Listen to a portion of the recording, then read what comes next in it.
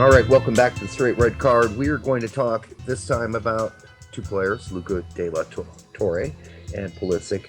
Let's start with Luca because not only did he have some really great performances in the friendlies when given minutes for the U.S. men's national team, he was just voted the Eredivisie, what's it, Player of the Month or Top 11 Players of the Month? Yeah, Team of the Month, yeah. Team of the Month, yeah. And that's saying something because, listen, when Luca was at Fulham and could get not a minute of time, and all of us were like, man, he's just riding some hard-ass pine there in Fulham. Well, yeah, he made the move finally. He probably should have made it the year before, but he finally made it, and he's playing really, really well. And at Heracles, and we don't talk about him, or people don't, not us. Yeah, I was gonna bring up that exact point. Yeah, people don't talk about him. I was gonna say, yeah, you've been pretty much keeping up with him for a while. And a number of our shows prior to the friendlies, you're just saying, hey, let's not forget about this kid. He's out there starting every day. He's out there doing this. We got called up to. A lot of people just simply weren't talking about him. He get called up to the friendlies. He played well. Now he's on the Team of the Month. I think people are going to start keeping an eye on him a little bit closer. And it definitely was a great move out of the EPL. So you know what? As much as I criticize Berhalter for a lot of things, mostly tactical, the fact that he had been paying close enough attention to call him up for the recent friendlies was kind of like, I just said, he's paying attention. This guy's paying attention because not only did he call up Luca De La Torre, call up Siabatu, not in the original group, but as a replacement player at least, and gave him a shot. And one thing that Greg and US Soccer are not screwing up right now is recruiting players and tracking players and making sure nobody is ignored. Like, they're really paying attention to everybody, which Klinsmann did that too, and I felt great about that. But it's not like Bruce Arena strong suit. Bob was really good at it as well, but I feel like it's like almost extra level right now, especially with the Musa stealing. And we're so solid now, we can be like, Alvarez, you go ahead and you take a taste of Mexico. Why don't you go do that? Because we're pretty confident with what we got right now. Well, I mean, I feel like with Bradley and then Klinsmann after, I feel like you really started getting the supports and the nice building blocks towards a scouting regiment. And then all of a sudden, now we're just seeing, a stream of potential dual nationals either switch over to us or just choose us outright. Yep. And that's a promising thing to see. And there's a number of other, wouldn't necessarily say high profile, but there's obviously a number of dual nationals that are playing in top leagues in Europe and especially young dual nationals that may be getting the flip over soon. I don't know. Well, think about this. We have a lot of players who could have picked somebody else. Dest could have played for Holland. Miazga could have played for Poland. You can go down the list here. Musa could have played for a handful of different places, including England.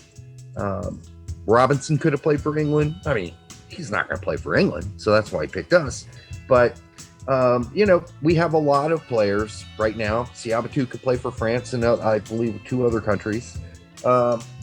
We've got a lot of dual nationals now, and some of them are picking us because it makes sense for them, and some of them we are picking, and we're convincing, which is nice. And maybe the next guy we convince is Kik Pierre, who's also playing in the Eredivisie with Luca De La Torre. But because he's the only other American really getting regular time in Holland. Luca De La Torre and Kik Pierre. Richie Ledesma, no, not really. He's been injured. Uli Lanez went home from Heerenveen. Eusebio Payne is like the most injured player who ever played professional soccer. He's been injured for like 5 years straight. play a game and then he's injured again. Alex Mendez for IX2, he's just kind of coming back and getting his feet under him. He had, I think, a goal. I saw you got some minutes recently. Yeah. But out of all of those guys, some of whom are very highly thought of, Luca de la Torre has been the standout. Not that Keith Pierre isn't playing pretty good soccer, because he is for Twente. But Luca de la Torre has been the standout out of all of those guys. And I know it seems like Luca de la Torre has been around forever, but he's not that much older than Uli Lanez and Alex Mendez and Richie Ledesma. He's just not. So good news for us again. I mean, it's just good news. People don't realize how spoiled they are right now. I mean, I started watching U.S. soccer in the 80s. So this is like, I'm gone from drinking Coors Light to drinking fancy Belgian beers or whatever you want to put it. Life is good, I guess is the point. I guess 94 was my breakthrough. And even 94, we can go through the players on that team, but a lot of them were just sort of, they weren't players playing on top teams in top leagues. And now we're spoiled with it. We literally are spoiled. So people, if you're out there and you're like getting down and you're feeling horrible about U.S. soccer, have some context. There are some absolutely pessimistic people out there, and they seem to be multiplying. I don't get it. I don't either. Why? Because we didn't qualify for the Olympics? The Olympics, and then obviously the last World Cup. I'm sure that's what's sitting on their mind. Maybe they're not grasping the bigger picture as a whole. Yeah, it sucked, but yeah. But if another person posts and said, we're idiots because we didn't have Pulisic and McKennie and Adams there. Hello, Dexter, wake up. Those clubs did not have to release those players for an Olympic qualifier. Doesn't happen. Quit bitching about it. Well, it's a stupid thing to bitch about anyways, because even an MLS team refused to send their players to qualifier. So, do you think Chelsea and Juventus and Leipzig are really going to release their players? Yeah. Now. You look at it, Leipzig wouldn't even release Adams for a FIFA window friendly. You think they're going to release him for the Olympics? Seriously? For an Olympic qualifier. They might release him for the Olympics if that's the way we wanted to go that way. But the Olympic qualifiers, people's like, well, Messi played for Argentina and so-and-so played for so-and-so in the Olympics. That was the Olympic Games. Messi didn't play Olympic qualifiers. He just played in the Olympic Games, as far as I remember. He was not in the qualifiers. People don't release superstars or top players in top leagues for Olympic qualifiers. So people, stop it. Stop saying these things. You're just... Anyhow, you're making yourself look very ignorant. So we didn't qualify for the Olympics. That doesn't mean we don't need to be negative because of that.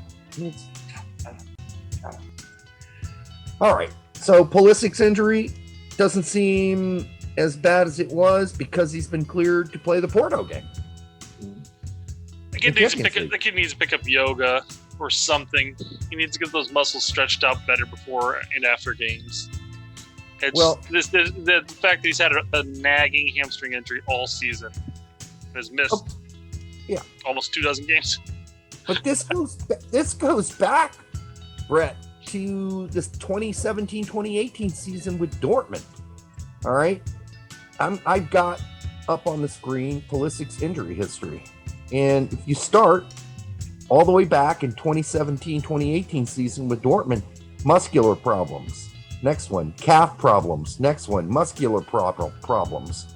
Then we move to 18-19, muscular problems, torn muscle fiber, muscular problems, torn muscle fiber, torn muscle bundle, groin injury, muscle bruise, tear to the abductor muscle, calf injury, calf strain, hamstring injury, and muscle injury.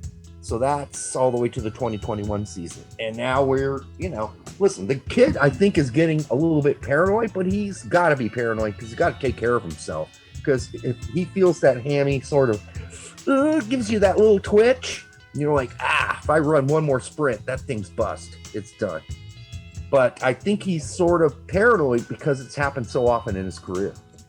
Sure, and it's the same type of mentality that you get when you blow out your knee. You go back out the pitch. I mean, you're not going to make the cut like you normally would because you think your knee is just going to pop. Similar situation to this. You feel a twinge, and you're just all of a sudden you're like, it's going to happen. I'm done. I can't make this sprint anymore. I can't do that. So. Well, thankfully, we're not seeing that yet from Pulisic. When he thinks he's healthy, he plays hard. He's making the cuts. He just scored a goal, thankfully. So he's not in like Charlie Davies territory, because after Charlie Davies came back from his massive injuries from the car wreck, he was never the same player. I was surprised that he came back at all. At any level. That was horrific. Mm-hmm. It was. But you've seen that with a lot of other players too, when they have like a big injury. John O'Brien told us when we interviewed him years ago that the injury just kept him from being a good player. He couldn't get past the fact he was just waiting for something to pop. And when that gets stuck in your head, I mean, it's hard to get that out of your head. It's hard to play naturally without thinking, well, this next effort I'm going to make could pop it again. And I think people get stuck in that. Who was the kid? I think Gooch had the same comment after he blew his knee when he was over with AC. Yeah. He had a similar comment about that. Basically, it's like after your knee is fixed, it's like 80% mental at that point. And then he did it again for during a U.S. game on a slippery, greasy pitch. He re-injured it, I believe, again. Mm-hmm. You know, you have a couple of those, man. That gets in your head. Who is the kid that played for Arsenal? Then, man, he came over, played for Kansas City, young kid. Everybody thought he's going to be a superstar. Just cannot. Gideon Zalala.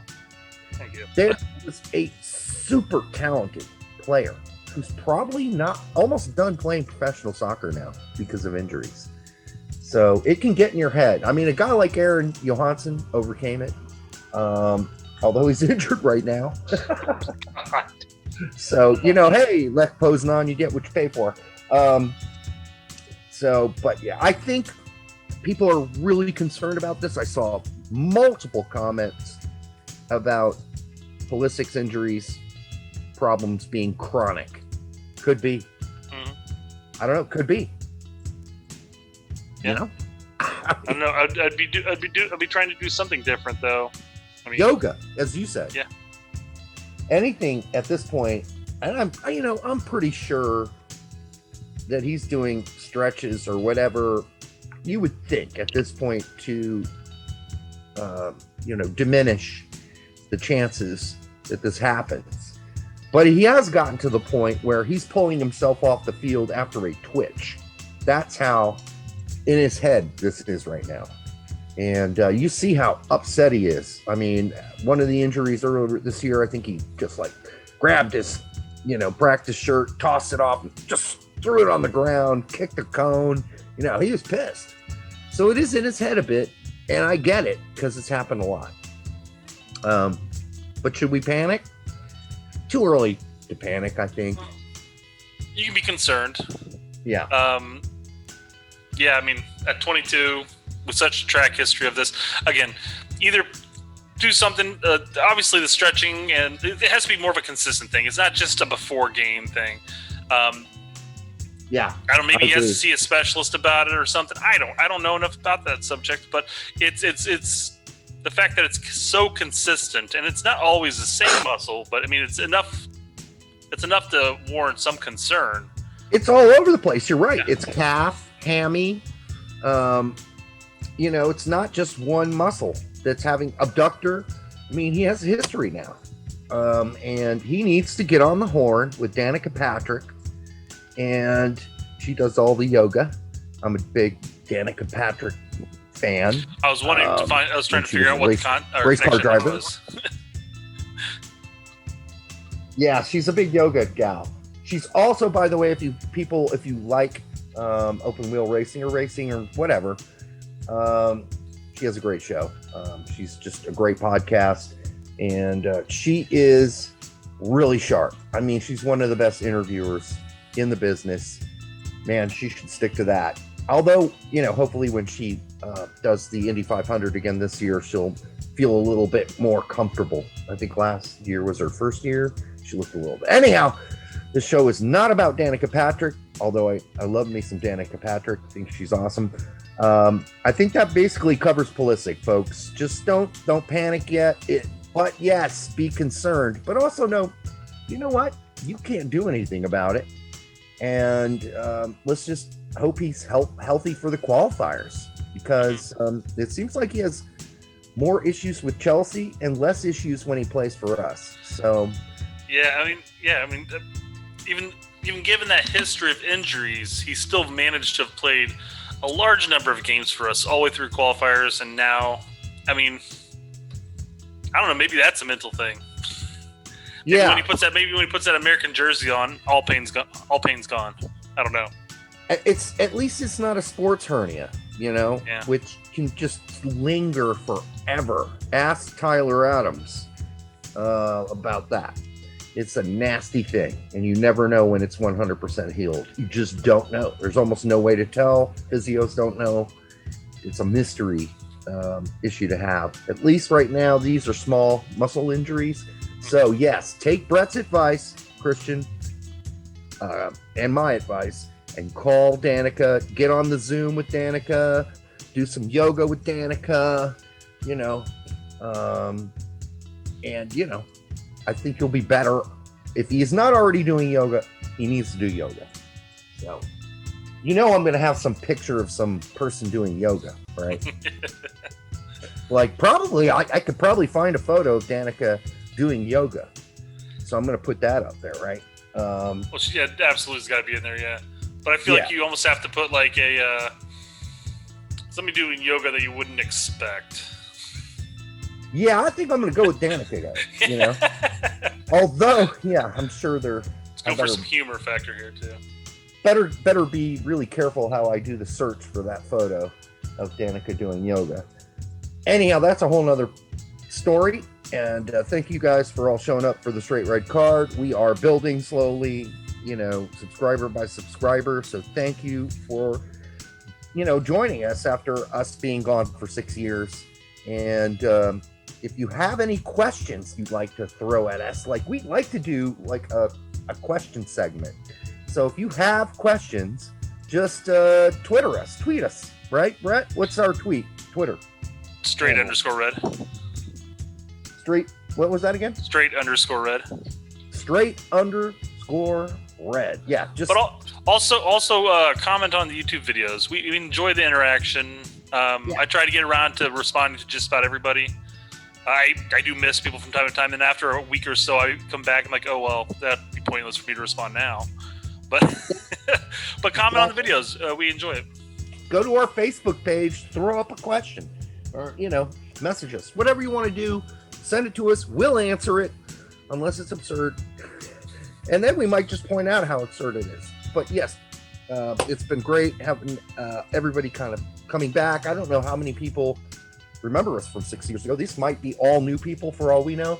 But if you're the old folks too, we love you. If you're new folks, we love you. Comment, send us questions. Happy to respond. So until the next time on the Straight Red Card, it's cocktail time.